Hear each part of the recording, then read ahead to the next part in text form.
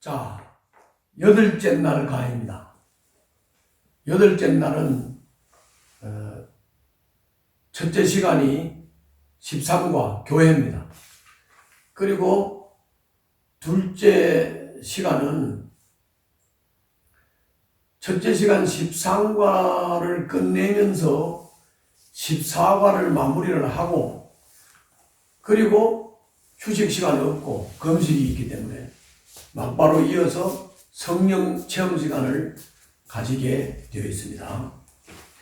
자, 그러면 교회의 수업 목표입니다. 13과 수업 목표.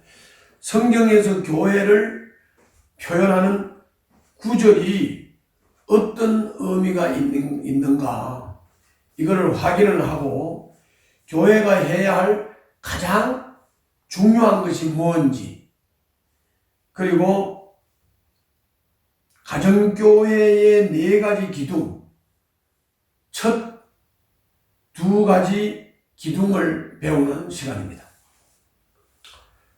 성경 구절 암송하고요. 이제 본론으로 들어가면 마태복음 16장 16절부터 18절을 보겠습니다.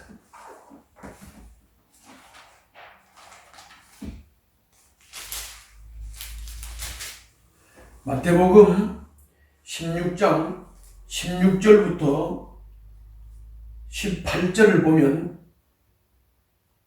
시몬 베드로가 대답하였다. 선생님은 살아계신 하나님의 아들 그리스도십니다. 예수께서 그에게 말씀하셨다. 시몬 바요나야, 너는 복이 있다. 너에게 이것을 알려주신 분은 사람이 아니라 하늘에 계신 나의 아버지시다. 나도 너에게 말한다. 너는 베드로다. 나는 이 반석 위에다가 내 교회를 세우겠다. 죽음의 문들이 그것을 이기지 못할 것이다. 라고 했습니다. 신약 성경에서 처음으로 교회, 에클레시아라는 단어가 나왔습니다. 시기적으로는 예수님의 사역이 분수령을 이루는 시점입니다. 예수님의 그 사역이 지금 인기의 해에 인기 절정에 이르면서 이제 순환의 해, 즉 순환 시대로 막 접어드는 그 분수령이나 그런 말입니다. 예수님이 베드로의 고백을 듣고 기뻐하는 이유 뭘까요? 예수님이 기뻐했다고 했습니다. 베드로는 주는 그리스도시요 살아계신 하나님의 아들이라고 고백을 했습니다. 예수님은 그 고백 때문에 기뻐하셨다고 했습니다. 그리고 교회는 이 베드로와 같이 동일하게 주는 그리스도시요 살아계신 하나님의 아들이라는 고백을 한다면, 이런 동일한 고백을 하는 사람, 이 사람들이 바로 구원받은 사람들이고, 이렇게 동일한 신앙 고백을 하는 구원받은 사람들의 모임이 교회라고 하는 것입니다. 이 구절이 천주교, 가톨릭에서 주장하듯 교황 세습제의 근거가 될 수 없다고 하는 겁니다. 이거는 해석상의 이유로서는 뭐냐면은, 주는 그리스도시요 살아계신 하나님의 아들이라고 고백을 한 베드로, 이 베드로를 반석으로 보면서 해석을 하게 되면 가톨릭의 교황 세습제가 맞는 것 같이 들리게 되어 있죠. 그러나 이 반석은 예수 그리스도가 반석이고 그 예수 그리스도를 신앙 고백한 사람들이 예수 그리스도 그 반석 위에다가 교회를 세우는 것. 즉 베드로와 동일한 신앙 고백을 한 사람들이 예수 반석 위에다가 교회를 세우는 것. 요 차이점입니다.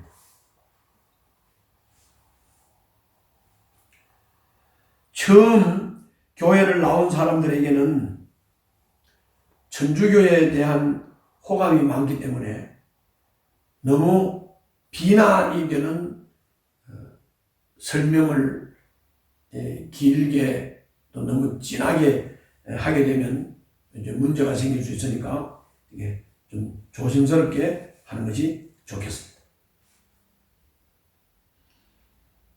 에베소서 1장 23절을 보겠습니다. 에베소서 1장 23절.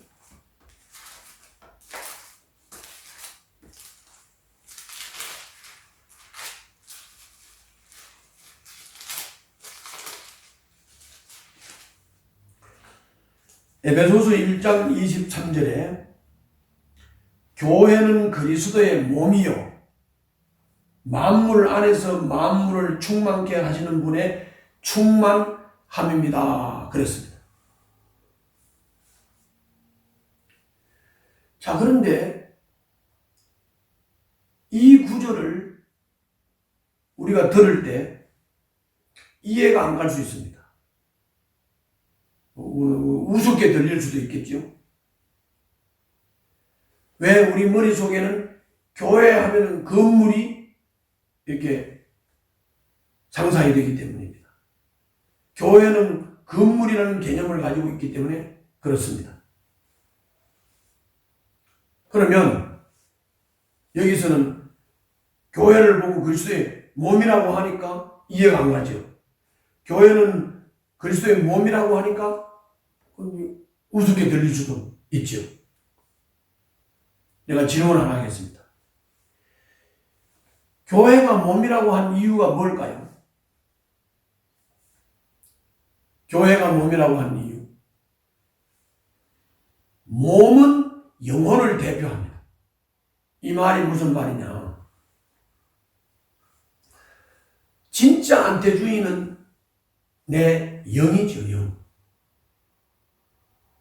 그런데 안태주의가 어떤 사람이야? 라고 물었을 때 영은 눈에 보이지 않기 때문에 설명할 방법이 없지 않습니까? 근데 나는 몸을 가지고 있어요. 그래서 내 진짜 안태주의인 내 영혼이 내 안에 있어서 내 영혼을 담고 있는 내 몸. 그래서 안태주의가 누구냐? 이렇게 물어볼 때 안태주의는 내 몸의 모습을 설명하면 그분이 안태주의군요. 이렇게 알 수가 있죠. 그런 의미에서 몸은 영혼을 대표한다는 겁니다.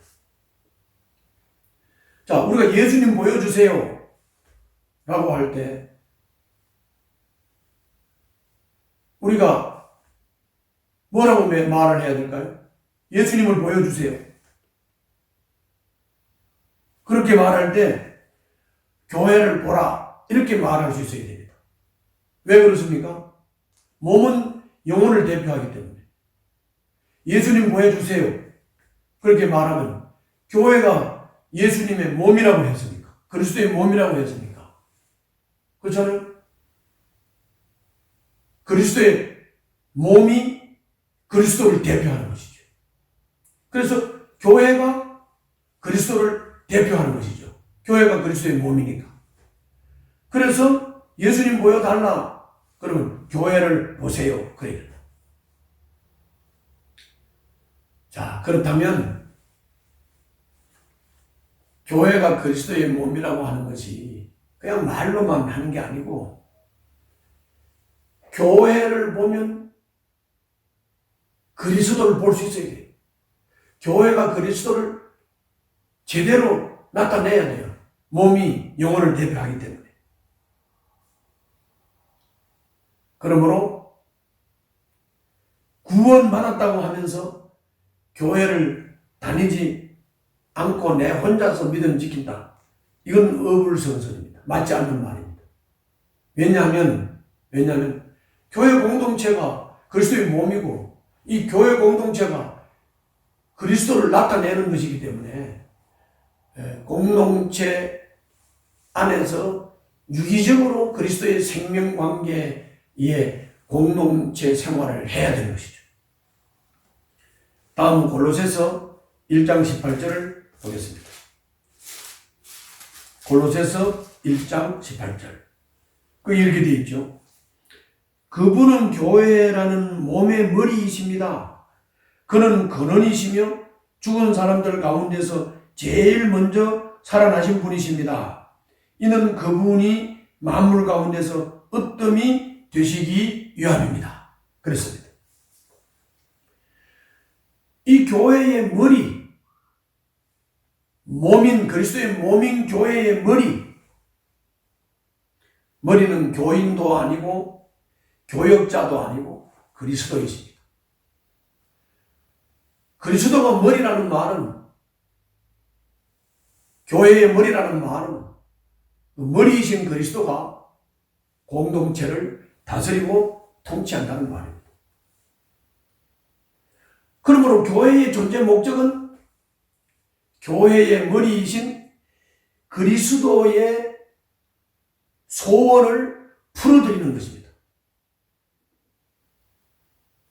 다시 말하면 우리가 머리가 지시하는 대로 이 몸이 다 움직이고 말하고 하지 않습니까? 그러므로 교회의 존재 목적은 교회의 머리이신 예수 그리스도께서 소원하는 대로 이 몸인 이 지체들이 움직여야 되는 것이죠. 그러므로 목회 비전을 말하는 거 굉장히 위험한 겁니다. 저는 목회를 할 때 항상 등대 교회의 담임 목사는 예수님이다 이렇게 생각을 하고 나는 등대 교회 부목사다 하는 마음으로 목회를 했습니다. 처음에는 내가 대장인 줄 알았어요. 그냥 깨닫고 난 다음에는 그냥 부목사라는 자세로 목회를 했습니다. 그리고 그 깨닫지 못했을 때 대장인 줄 알고 담임 목사인 줄 알고 목회를 했던 것 때문에 이 마지막에 내가 부목사라는 자세를 목회를 하는 것도 성도들에게 잘 믿게 들어가지 않고 오해가 되어가지고 나름대로 어려움을 겪기도 했지만 그러나 부목사라는 자세로 담임 목사인 예수님을 모시고 목회를 했습니다. 그런데 많은 교회들이 이와 같은 것에 실패를 하고 있습니다. 뭔 말이냐면 머리이신 예수 그리스도의 소원을 풀어드리는 교회가 되어야 되는데 그것에 실패를 하고 있다는 겁니다. 예를 들면 스테반 호킹 박사 이런 분 아시죠? 그분은 석학이잖아요. 그런데 소아마비 환자입니다. 그래서 휠체어를 타고 몸을 마음대로 움직이지 못해요. 머리는 석학인데 그 머리가 지시하는 대로 이 몸이 움직여지지를 않으니까 그렇게 장애인이 되는 것처럼 머리 되시는 예수 그리스도 이상 없죠. 그런데 머리 되시는 예수 그리스도가 교회 공동체를 이루고 있는 몸을 이루고 있는 지체들이 교회가 그 머리 되시는 예수님의 소원을 풀어드려야 되는데 그렇게 하지 못할 때 교회 공동체가 그리스도의 몸이 장애인이 되는 것이죠. 장애자가 되는 것이죠. 그렇기 때문에 교회 지체인 성도들은 그리스도의 몸인 교회 공동체는 머리 되시는 예수님의 소원을 풀어드리는 교회가 될 때 행복한 교회 생활이 되는 것입니다. 다음은 마태복음 28장 19절부터 20절을 보겠습니다. 자, 우리가 머리 되시는 예수 그리스도의 소원을 풀어드리면 행복한 교회 생활이 된다. 그러면 우리가 머리 되시는 예수님의 소원을 알아야 되죠. 그것이 마태복음 28장 19절부터 20절입니다. 18절에서는 예수께서 다가와서 그들에게 말씀하셨다. 나는 하늘과 땅의 모든 권세를 받았다. 하늘과 땅의 모든 권세를 받으신 예수님께서 19절 20절 그러므로 너희는 가서 모든 민족을 제자로 삼아서 아버지와 아들과 성령의 이름으로 세례를 주고 내가 너희에게 명령한 모든 것을 그들에게 가르쳐 지키게 하여라. 보아라, 내가 세상 끝날까지 항상 너희와 함께 있을 것이다 라고 했습니다. 제가 이제 질문을 하나 해보겠습니다. 교회의 머리가 되시는 예수 그리스도는 하늘과 땅의 권세를 가졌어요.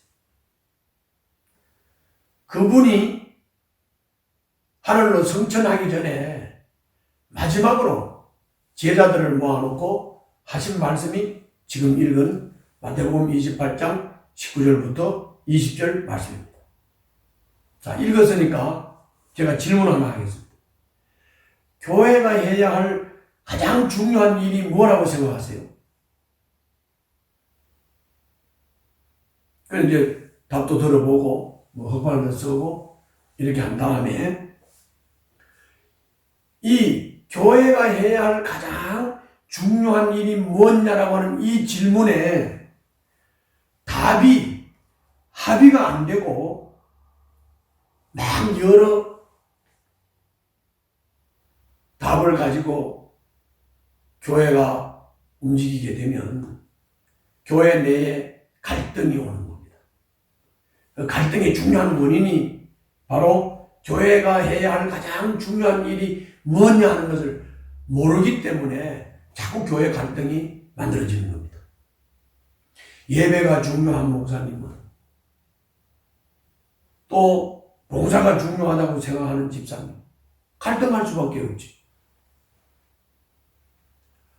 자, 조금 전에도 말씀을 드렸지만 오늘 이 마태복음 28장 19절부터 20절 말씀은 예수님의 최후 부탁입니다. 최후 부탁은 유언과 같은 중요한 말씀이죠. 이 말씀은 교회를 개척할 사도에게 예수님께서 주신 하늘로 올라가시기 전에 최후에 주신 사명이기 때문에 오늘 이 말씀은 우리가 교회의 사명이라고 합니다. 교회의 대사명. 자, 여기서 제자들을 사도라고 표현을 했습니다. 사도라고 표현했습니다. 그래서 이 사도에 대한 단어를 잠깐 설명을 하면 사자는 보낼 사자예요. 도자는 문이 도자입니다. 제자는 배우는 사람이죠. 그런데 제자라고 사용을 할 때는 배우는 사람인데 사도라고 할 때는 보냄을 받은 사람들이란 말이죠. 보냄을 받은 사람인데 도자가 문이 도자니까 한 사람이 아니고 보냄을 받은 사람들입니다. 오늘 이 본문 마태복음 28장 19절부터 20절 이 본문에는 네 가지 동사가 나오죠. 네 가지 동사. 가서 제자를 삼아 세례를 주고 가르치라. 이 네 가지 동사가 나옵니다. 자, 이 동사 네 가지 중에서 제자를 삼아라 하는 동사만 명령형이고 나머지는 다 분사로 되어 있습니다. 분사니까 조동사죠. 그 말은 무슨 말입니까? 제자를 삼아라 하는 것이 명령형으로 되어 있으니까 교회의 사명은 뭐라는 겁니까? 제자 삼는 거라는 것이죠. 제자를 만들어내지 못하는 교회는 엄격한 의미에서 교회가 아니다. 교회가 아니다. 세탁을 안 하는 세탁소는 세탁소라고 하면 안 되죠. 수선을 전문으로 하면 수선소라고 해야 되는 거죠. 그 올란도에 있는 그 한인교회, 거기 맨 처음에 부임을 했던 김인기 목사님은 맨 처음에 가보니까 교회가 맨날 다투고 싸워서 그 교회 앞에 식당에 가서 밥을 먹으면서 그 교회를 물어봤더니 다른 교회는 다 가도 저 교회는 가지 말라고 할 정도로 그 교회는 싸우고 목사 내쫓고 하는 그런 교회였습니다. 그래서 목사님은 그 교회 식사하면서 그 식당에서 받은 정보를 가지고 부임을 해가지고 교회는 바로 영혼을 구원하고 제자를 삼는 교회인데 우리가 만일 영혼을 구원하고 제자 삼는 이 사명을 감당하지 못하면 교회가 아니니까 간판을 내리겠다고 선언을 하고 그때부터 영혼 구원하고 제자 삼는 교회로 원인을 하면서 사역을 해서 아주 큰 교회로 모범적인 교회로 성장을 했어요. 제가 그 교회를 한번 가서 다녀왔는데요. 정말 교회를 아름답게 잘 지었고 또 그리고 정말 아름다운 공동체를 이루고 있는 교회였습니다. 자, 제자는 스승으로부터 배운 것을 다른 사람에게 전수하는 게 제자입니다. 그렇기 때문에 그런 의미에서 학원 강사는 제자가 될 수 없죠. 왜? 전수가 안 되니까. 예수님의 제자는 예수님의 성품과 예수님의 사역을 배우고 전수해야 됩니다. 왜? 제자는 전수하는 거니까. 예수님의 제자인 우리는, 교회는 예수님의 성품을 전수해야 된다. 그리고 예수님의 사역을 전수해야 된다. 예수님의 성품은 아까 뭐라 그랬습니까? 성령의 열매. 예수님의 사역은 성령의 은사를 통해서 사역하고 공동체가 형성되고 세워지고 발전하는 것이죠. 그런데 지금의 교회는 제자를 만들지 않고 학자를 만들려고 했다. 뭔 말이냐? 제자 훈련 이코르 성경 공부 이런 공식을 가지고 있다. 그래서 머리는 커지는데 성품과 사역은 전혀 주님을 닮지 않는 제자가 만들어지고 있다고 말이죠. 이거는 제자 훈련이 제대로 안 되는 것입니다. 진짜로 예수님의 성품과 예수님의 사역을 전수해서 사역이 현상 속에서 나타나고 예수님을 닮는 성령의 열매가 나타나는 이런 전수가 이루어진다고 하면 이런 교회는 간증이 풍성해질 수밖에 없습니다.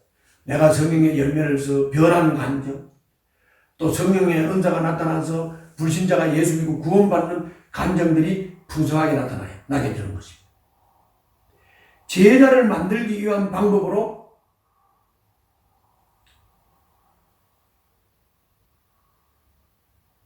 오늘 이 본문이 제시된 것은 아니다. 제자를 만들기 위한 방법으로, 여기 제가 말을 조금 잘못했습니다. 제자를 만들기 위한 방법으로 제시한 것이, 예수님이 오늘 본문에서 제시한 것이, 가라, 세례를 주어라, 지키도록 가르쳐라, 그래서 제자 삼아라, 이 말이죠. 그러므로 예수님은 모든 문제의 해답이 되는 겁니다. 가고 또 세례를 주고 그리고 지키도록 가르치고 그래서 제자를 만드는 거. 그 왜 그렇습니까? 예수님이 우리 인간들의 모든 문제의 해답이 되기 때문에 그렇게 주님이 명하신 거 아닙니까? 사명을 주신 거 아닙니까? 그런데 예수님이 모든 문제에 해답이 되는 분임에도 불구하고 세상은 그걸 모르죠. 우리는 세상 사람들이 교회에 오기를 기다리고 있으면 안 됩니다. 가야 합니다. 왜? 세상 사람들이 그걸 모르기 때문에. 예수님이 대답이라는 것을 모르기 때문에 스스로 교회로 올 일은 없습니다. 그렇기 때문에 교회 성도들이, 사람들이 저절로 교회에 오기를 기다리지 말고 우리는 가야 합니다. 가야 합니다. 그래서 이제 이 우리 가정교회들은 그리고 또 저희 교회는 주보에 구원의 확신이 있고 예수를 영접하고 구원의 확신이 있는 성도들은 더 약한 교회로 가십시오. 등급받지 않는다. 그렇게 하고 있습니다. 이렇게 가정교회가 기신자 등록을 허락하지 않는 이유는 바로 뭡니까? 불신자들에게 찾아가서 불신자들을 구원시키겠다는 것입니다. 우리가 그냥 스스로 교회 오기만을 기다리는 것이 아니고 우리가 찾아가서 그들이 예수 믿고 구원받도록 하겠다는 것입니다. 그러므로 결과적으로 중요한 것은 교회의 존재 목적은 영혼을 구원하여 제자를 만드는 것이다. 그래서 예수님의 머리, 교회의 머리, 예수님, 그 예수님의 소원은 영혼을 구원하고 제자를 삼는 것. 그러므로 교회는 영혼을 구원하고 제자를 삼아야 된다. 그것이 머리이신 예수님의 소원을 풀어드리는 것이고 그것이 곧 교회의 행복이 되는 것이고 그것이 교회다운 교회다. 사명을 감당하는 교회다. 그런 말입니다. 자, 다음은 마태복음 3장 14절부터 마가복음 3장 14절부터 15절을 보겠습니다. 마가복음 3장 14절부터 15절을 보면 예수께서 12를 세우시고 그들을 또한 사도라고 이름하셨다. 이것은 예수께서 그들을 자기와 함께 있게 하시고 또 그들을 보내어서 말씀을 전파하게 하시며 귀신을 쫓아내는 권능을 가지게 하시려는 것이었다. 라고 했습니다. 앞에 마태복음 28장 19절부터 20절은 기둥으로 말하면 가정교회 4기둥 중에서 기둥으로 말하면 첫째 기둥이고 이것은 교회 사명, 교회 존재 목적이에요. 그리고 이제 두 번째 마가복음 3장 14절부터 15절은 가정교회 4기둥 중에서 둘째 기둥이에요. 그리고 이거는 제자 훈련을 하는 방법을 말하는 겁니다. 제자 훈련 방법은 예수님처럼 하면 되죠. 예수님은 제자 훈련을 어떻게 시켰느냐? 지식 전달이 아니고 능력 배양. 교실 강의가 아니고 실습을 통한 훈련. 가르쳐서가 아니고 보여서 따라하게 하는 자연스러운 훈련 방법을 사용했습니다. 그러므로 우리도 예수님처럼 제자 훈련을 해야 되는 겁니다. 자, 지식 전달이 아니고 능력 배양이라는 것은 여기 보면은 귀신을 쫓았다 그랬죠. 귀신을 쫓았다. 귀신을 쫓아내는 권능을 가지게 하셨다. 이겁니다. 자, 지식 전달이 아니라 능력 배양이라는 말은 이런 겁니다. 뭐냐면은 귀신 쫓는 거를 매뉴얼을 딱 정해놓고 첫째 뭐, 둘째 뭐, 셋째 뭐 그래가지고 그대로 매뉴얼대로 귀신 들린 사람한테 가서 귀신을 쫓는다고 귀신이 나가는 게 아니지. 이거는 예수 그리스도를 구주로 영접을 하고 그 예수 그리스도의 이름으로 예수 그리스도의 권세로 귀신 들린 사람을 쫓는 경험과 하나님이 부어주시는 능력으로 행할 때 귀신이 나가는 거죠. 귀신이 나가는 거죠. 그렇기 때문에 지식이 아니다. 능력이다. 또 교실 강의가 아니고 실습을 통한 훈련이다 그랬어요. 여기 보면 이렇게 말씀했죠. 예수께서 그들을 자기와 함께 있게 하시고 또 그들을 내보내어서 말씀을 전파하게 하시며, 말씀을 전파하고 전도를 하는 것도 마찬가지입니다. 전도 훈련을 뭐 이론적으로 이렇게 하면 된다. 그래가지고 그걸 그대로 아무리 이론적으로 가르쳐 보세요. 교실에서 아무리 가르쳐도 그걸로는 전도가 되거나 전도 결실이 나오지 않아요. 그럼 어떻게 해야 되느냐? 이렇게 전도를 직접 데리고 나가서 아파트의 문을 누르고 지나가는 사람들에게 전도지를 전하고 만나서 대화를 시작하고 대화를 하면서 복음을 제시하고 그리고 예수를 영접시키고 하는 것을 한 번 보여주고 두 번 보여주고 또 가서 직접 해보고 이렇게 실습을 하면서 된다는 겁니다. 예수님이 그렇게 하셨다. 또 가르쳐서가 아니고 보여서 따라하게 하는 자연스러운 훈련이라 그건 뭐냐면 예수님과 함께 있게 하시고 그랬단 말이에요. 그래서 예수님과 함께 먹고 자고 생활하면서 예수님이 말씀하고 예수님이 가르치고 또 예수님이 귀신 쫓고 예수님이 전도하고 하는 것을 이렇게 보시면서 보고 배우도록 한다는 것이죠. 이게 예수님의 제자 훈련 방법입니다. 이것이 제대로 효과적으로 잘 이루어지고 있는 것은 이거를 가능케 하는 것은 바로 가정교회, 목자입니다. 목자.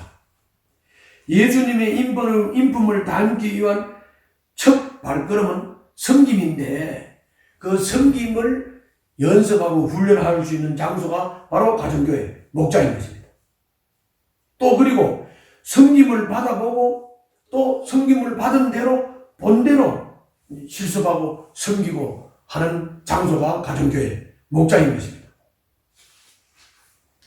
이제 지난주에 그 숙제 또 복습한 거 또 답도 맞추고 또 점검을 한 다음에 14과는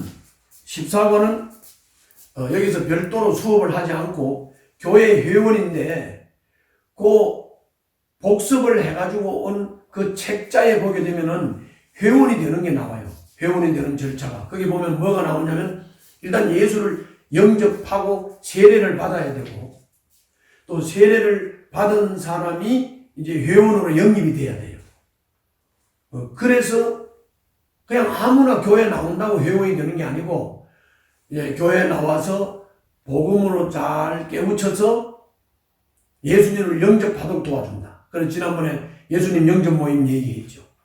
그럼 이제 세례를 줄 때는 구원에 대한 아주 기본적인 공부를 한 7, 8주 공부를 시켜서 이제 세례를 주고 세례를 준 다음에 이제 회원으로 헌신하게 해서 회원으로 영입을 하도록 한다. 그런 말입니다. 이렇게 이제 교회 회원까지 마친 다음에는 바로 이어서 이제 성령 체험 시간을 가지면 됩니다. 성령 체험 시간은 제가 잠깐 안내 말씀을 드리면 그 교재에 있는 대로 지난 시간에 공지한 것처럼 성령 체험 시간을 가지는데 성령 체험 시간이 있는 날이 인도자에게는 가장 스트레스를 받는 날입니다. 아무 역사도 없으면 어쩌나 하는 두려움 때문에 그렇습니다. 그러나 성령님은 나를 나타내 하나님을 나타내 보이기를 원하기 때문에 성령님을 나타내 보이기를 원하기 때문에 반드시 어떤 형태로든지 성령의 체험 역사가 있다는 거 그거를 인도하는 사람을 믿고 기대하고 담대함으로 성령 체험 시간을 가지시길 바랍니다. 저도 이렇게 뭐 그런 게 잘 나타나고 하는 게 아닌데 이렇게 성령 체험 시간을 하면 뭐 몸이 뜨거워졌다는 사람, 담배가 끊어졌다는 사람들이 나오기 때문에 반드시 기대감을 가지고 성령 체험 시간을 인도하시기 바랍니다. 시간은 약 30분 내지 40분 소요될 것을 예상하고 준비를 하시면 되고요. 성령 체험 시간을 하는 장소는 공부하던 장소도 좋고 뭐 교회 본당으로 옮겨서 해도 좋고 분위기가 편안한 방이 있으면 큰 방이 있으면 거기서 해도 좋습니다. 성령님이 우리 안에 내주 하시지만은 이분이 우리를 사로잡으실 때에는 내주하시는 하나님이 이렇게 나타나는 거, 그것이 우리가 느낄 때는 사로잡는 것까지 느끼지만은 이게 이분이 임하시는 것처럼 느껴지지만은 이거는 이제 내 안에 계신 성령님이 나타나시는 것이다. 그래서 우리가 성령님이 어떻게 임하시고 어떻게 나타나시는가를 우리가 좀 잘 분별을 하고 그리고 기도하고 이걸 이제 체험 시간을 시작하면 됩니다. 자, 성령님의 역사는 인간의 영의 영역에서 일하시기 때문에 감정적으로나 감각적으로 아무런 변화가 없을 수도 있습니다. 그러므로 특별한 감정이나 동작을 유도하려고 하지 마시길 바랍니다. 성령님이 영과 혼과 육을 지배하셔서 특수한 현상이 나타나면 그냥 그대로 저항하지 말고 그 현상이 나타나는 것을 따라서 순응을 하시길 바랍니다. 예를 들어서 울음이 나면 억제하지 말고 울고, 몸에서 힘이 빠지면 버티지 말고 앉든지 눕고, 뜨거워지면 진동이 오면 그대로 두려워하지 말고 저항하지 말고 그냥 맡기고, 또 혀가 움직이거나 턱이 움직이면 그냥 의도하지 말고 움직이는 대로, 발성이 되는 대로 그냥 그대로 순응하면 됩니다. 찬양을 하나 골라서 이제 반복하여 부르는데, 많은 교회에서 생명의 삶 주제가로 사용하는 주님여 이 손을 꼭 잡고 가소서를 이렇게 반복해서 부릅니다.